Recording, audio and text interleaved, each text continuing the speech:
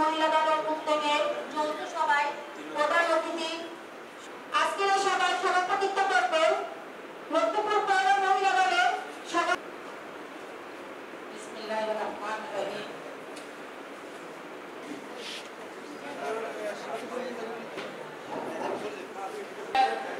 প্রধান অতিথি আমাদের জনগণ নেতা, আসসালামু আলাইকুম।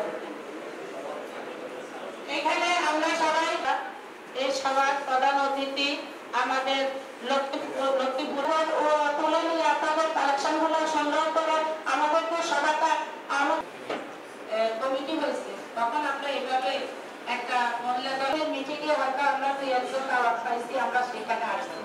কিন্তু একটা ইসলামিক দল এত অপপ্রচারে নেমেছে, এত অপব্যাখ্যা দিচ্ছে যে বেহেশতের সার্টিফিকেট, তারা বেহেশতের সার্টিফিকেট দেয়, তারা বেহেশতের হিসাব নিকাশ তাদের কাছে দেখে।